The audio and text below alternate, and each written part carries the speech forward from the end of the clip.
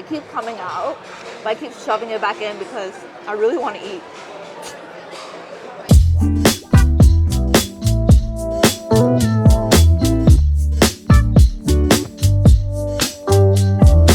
Hello YouTube! This weekend we are in Las Vegas. And we really want to answer the question, how much money should I bring to Vegas for food? And if you're a couple like us, we're always coming from LA, so it's not far, and we do make trips here pretty often. We do want to try some of the cheap eats because we love cheap eats, and some of the more expensive places where you want to splurge a little bit, like a buffet, like a fancy buffet, or just some of the other stuff to try out here because there's a lot of different things here. And there's so many options, so many food experiences. Although we would love to try it all, we can't because we only have so many stomachs. One actually, just one. So we'll be here the entire weekend.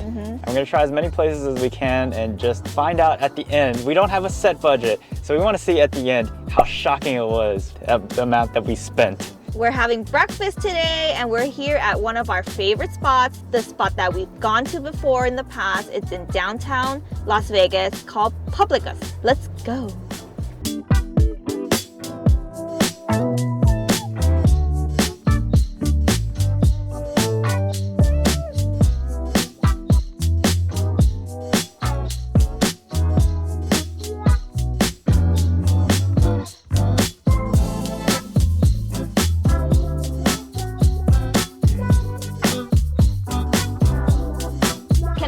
Togarashi salmon bento, one of the bread pudding, Kyoto Tower, London fog, that's all.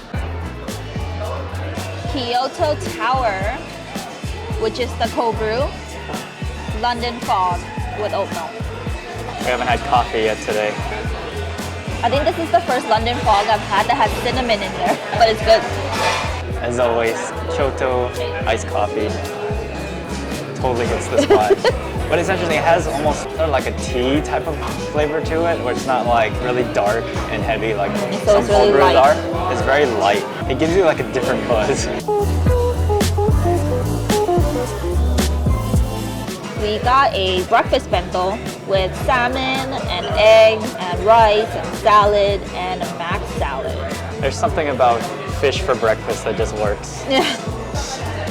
The salmon looks slightly overcooked, yeah? Just the tiniest bit, but it's still really good. And you can't beat eggs in the morning, obviously. They have spam musubi here too. This bread pudding looks amazing. I had to get it. On the display, it looks so good. Actually, it's a lot bigger than the display. It tastes like a mix of bread pudding and French toast. This is a must get if you like bread pudding and French toast. I'm just gonna eat the whole thing.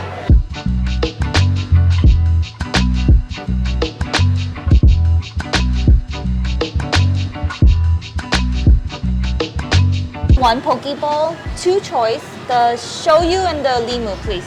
What the heck? Oh. We got limu poke and shoyu poke. They're both tuna. First poke since we came back from Hawaii. Let's eat. It's been like 5 months. Limu poke is my favorite. Limu is the seaweed. The fish in Hawaii is still better. I mean, we're like in Las Vegas, but the flavor's there. And it's not very crowded. I wonder why. It's almost there, but it's not up to par with Hawaii. If you're really, really, really missing Hawaii, I think there's actually a couple other Hawaiian poke places in Las Vegas.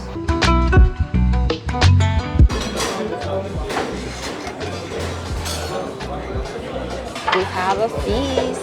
We're eating sundae. Sundae is a Korean blood sausage. It's an acquired taste. Which is funny because you don't even really eat meat. I don't eat meat, but I like sundae. Show everybody how you eat it. Two sauces that you need when you're eating sundae. Fermented shrimp, salt, pepper. This fermented shrimp is salty and umami. This one's like more salt. We got the sundae sampler, which comes with innards, and this is the sundae. In there, there's glass noodles and pork's blood. This one doesn't smell at all. Some places, if they don't do it very well, it like kind of have a funk. So I just like to dip it in here. This is like so good, this sauce. It's so soft. Does it have like a tinny taste or like it a has very irony taste? It has an irony taste. Actually, you don't smell the funk, but you taste the funk. Kidney. Dip it in the salt. This one's really irony. So it's very acquired.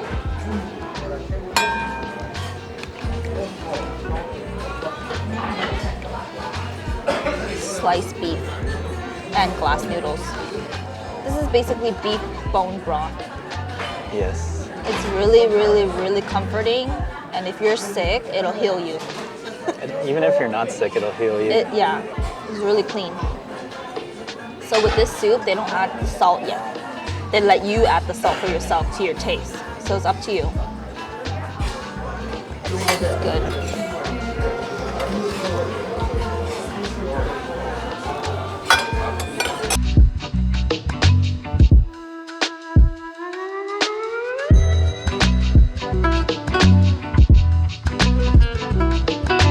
And then these two, yeah. The 1680. Finally got our secret pizza. It was like the longest trek.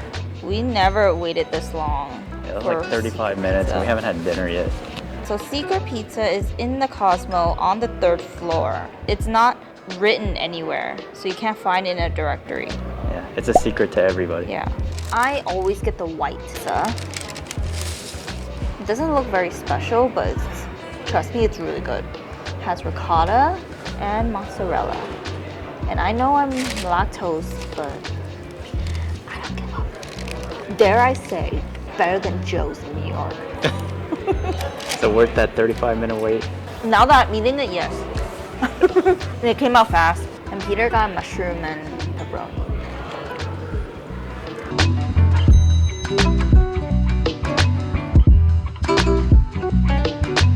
I'm gonna get the OG. Oh, regular cold brew, please. Yeah.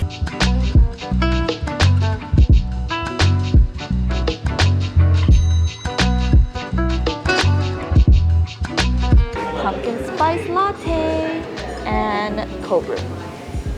Let's try their cold brew. A little bit sour, not bad. The OG pumpkin spice could be creamier, but it's not that creamy because I got oat milk. It's not too sweet. If you're into not too sweet, this is it.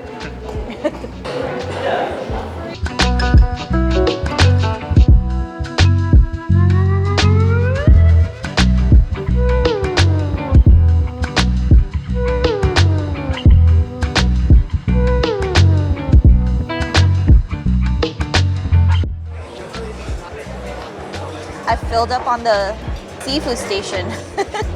I really love their shrimp cocktails here. Their shrimps are ginormous. And Very Asian of you to get seafood to start. Yeah. And they have pozole here. I freaking love pozole. I already had a little bit. It's so good. So savory and spicy. So good. I forgot how great it is to be in a buffet. This is our first buffet since the pandemic. We went to Hawaii. Never mind. Yeah, this one feels the most worth it. This one's better. Because it's $65. It's like not too pricey, but I think it's a great price. Yeah, it because is. Yesterday we spent over $65 for food. yeah, for regular meals. Yeah.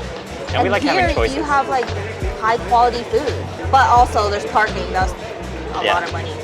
Parking's gonna cost us like $23, I think. Yeah. Yeah. Better make it worth it. You better eat $23 worth of parking. Filled up on the Asian station. Asian and the meat. Yeah, they have kalbi, and they also have masubi. I've never seen that at a buffet. We didn't even get masubi buffet in Hawaii. There was no poke. masubi buffet. Yeah, and also poke. That is so cute. Peter's gonna try the Caesar's Palace poke. It's all right. They also have lots of like pork belly. Like Chinese pork belly? Ah, better than my mom's? No way. My mom's is better. Thanks. It's okay too. But it definitely beats Dodger Stadium, which was the worst. I think that might have been the worst meal we've ever had because it was not worth it. $20 for Yeah. thin slice of kalbi. Masubi with the fork because I forgot to grab chopsticks. Can you make spam masubi wrong? Yes. Oh no. What's your beef always? The beef is too saucy. Exactly, it's too saucy. Or the rice is too mushy. It's a little of both. And it's cold. They have fresh juices here. My go-to is the grapefruit, and Peter got cranberry. Cranberry is too sweet, but the grapefruit is just perfect. Brisket was pretty good. And also the mini Loco Moco, I finished at least the Loco Moco part. Because eating an entire Loco Moco is like 2 days worth of calories. So it's nice to have a mini one. This tastes like the shrimp from Panda Express. It's good. Is this the only buffet that has ramen? Yeah, and pho. Yeah, nice and small. That way it's not too like heavy. the size of my palm. Yeah. Ube pancakes, some macarons, churros, and Portuguese egg tart. The puff pastry has a lot of layers. Like, look at the layers. wow. This is like a gourmet dantat. And now you have to compare it to the best ones that we found in LA.